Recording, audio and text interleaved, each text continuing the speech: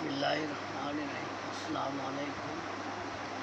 আমি ডাক্তার মোহাম্মদ মাহবুবুল আলম, কাজকরা, উত্তরখাট, ঢাকা থেকে আজকে একটা মূল্যবান সমস্যা নিয়ে যে কথা বলবো, সেটা হলো ঘুমের সমস্যা। বর্তমান সময়ে কমন ডিজিজ হয়ে দাঁড়িয়েছে। শোক, দুঃখ, ভয়, ক্রোধ, অতিরিক্ত মানসিক পরিশ্রম এবং মানসিক চাপ, ডিপ্রেশন, সঠিক সময়ে নিদ্রায় না যাওয়া, দেরিতে খাবার খাওয়া, অত্যধিক কাজের চাপ, হাই ব্লাড প্রেশার, গ্যাস অম্বলজনিত কারণে নেশা জাতীয় খাবার দরুন, অত্যধিক ধূমপান, অ্যালকোহল, নিকোটিনের দরুন ঘুম হয় না। যদি সঠিক মাত্রায় ঘুম না হয়, যদি সঠিক মাত্রায় ঘুম না হয়, তাহলে আমাদের শরীরে বিভিন্ন রকম প্রবলেম তৈরি হয়।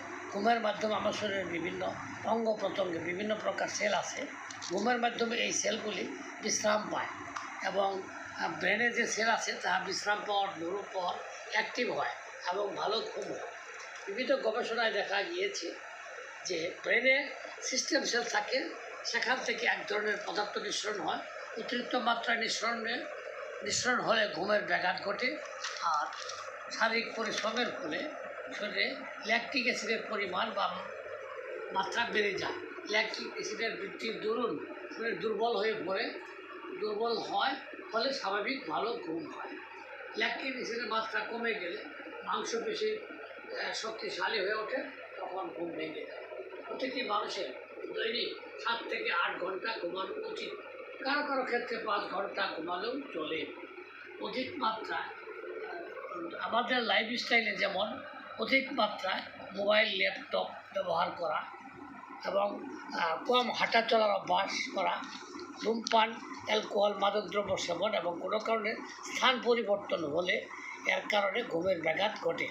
সারাদিন বসে থাকলে, অতিরিক্ত খাদ্যাভ্যাস করলে, শরীরে কঠিন অসুখ বিসুখ হলে, শরীরে ব্যথা হলে ঘুমের ব্যাঘাত ঘটে এবং দেরিতে ঘুম আসে। নানা প্রকার ট্যাবলেট খেয়ে অপচিকিৎসার ফলে পার্শ্ব প্রতিক্রিয়ায় দেরিতে ঘুম আসে। বিভিন্ন রকম দুশ্চিন্তার দরুন মাঝে মাঝে ঘুম ভেঙে যায়। এই জন্য সারা রাত এপাশ ওপাশ করে ঘুমাতে চেষ্টা করে ভয়ঙ্কর স্বপ্ন দেখার দরুন এবং মোবাইল ধরার দরুন ঘুম ভেঙে যায় এবং ভালো ঘুম হয় না। পর্যাপ্ত ঘুম না হলে সারাদিন শরীর দুর্বল থাকে এবং তন্দ্রালতা বা ঘুম ভাব হয়। কোনো কাজে মনও সংযোগ করতে পারে না। অ্যাসিডিটির প্রবলেম হলে এবং রাত্রে চা কফি পান করার ফলে ঘুম হয় না। অনিদ্রার কারণে মাথার চারদিক গরম থাকে, কথায় কথায় রাগ হয়, চটে যায়, খিটখিটে মেজাজ থাকে, স্বামী স্ত্রীর মধ্যে ঝগড়া লেগেই থাকে, যৌন উত্তেজনার দরুন ঘুম আসে না, পেটের গোলমাল হেতু অস্থিরতা, মনে নানান চিন্তার উদয় হয়, শ্বাসকষ্টজনিত কারণে, বাত ব্যথার কারণে, গভীর রাত্র পর্যন্ত আমোদ প্রমোদের কারণে ভালো ঘুম হয় না। ব্যবসায়িক কারণে অধিক রাত্রে বাড়ি ফেরে, তখন ঘুমাতে গেলে ঘুম আসে না। অনেকে ঘুমের নানা রকম উত্তেজক বড়ি খেয়ে ঘুমাতে যান। এভাবে জোর করে ঘুমানোর খেতে পার্শ্ব প্রতিক্রিয়ায় এমন এক সময় আসবে যখন আর কোনো ওষুধই ধরছে না বা ঘুম আসছে না। রোগ প্রতিরোধ ক্ষমতা কম হলে ঘুম আসে না। এর জন্য আমাদের হোমিওপ্যাথিতে কিছু মেডিসিন আছে যা পার্শ্ব প্রতিক্রিয়া মুক্ত এবং সেই ওষুধগুলি নিয়মিত সেবন করলে ভালো ঘুম আসবে।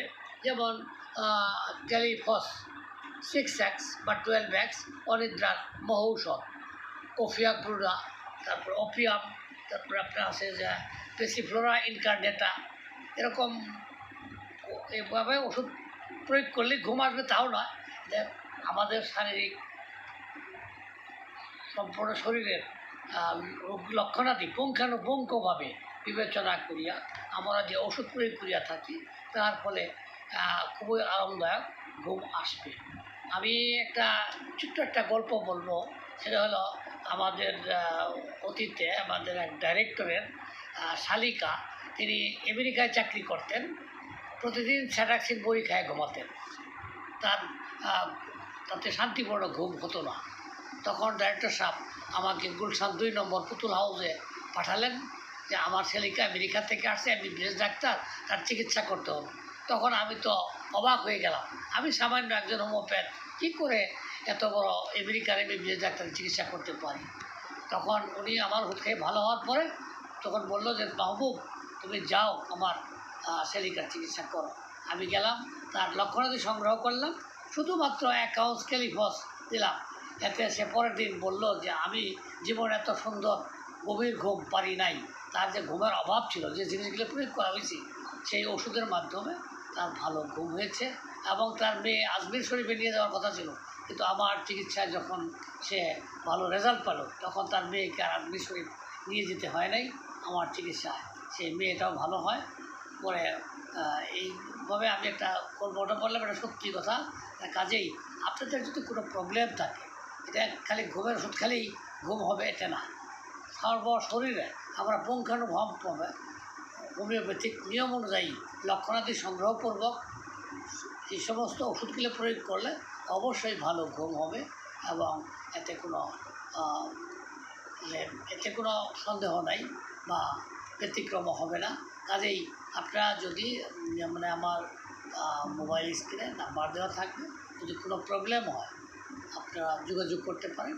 ইনশাআল্লাহ আমি সুপরামর্শ দিয়ে থাকি। আমার এই ঘুমের ব্যাপারে যদি কোনো প্রশ্ন থাকে বলবেন, ইনশাআল্লাহ ভালো ঘুম হবে অবশ্যই। যদি কোনোখানে কোনো ওষুধেই কোনো কাজ হচ্ছে না, কিছুতেই ভালো শরীরটা আনয়ন করতে পারতেছেন না, তাহলে আমার ঠিকানায় যোগাযোগ করবেন। ইনশাআল্লাহ আমি ভালো চিকিৎসা দিয়ে থাকি। আসসালামু আলাইকুম।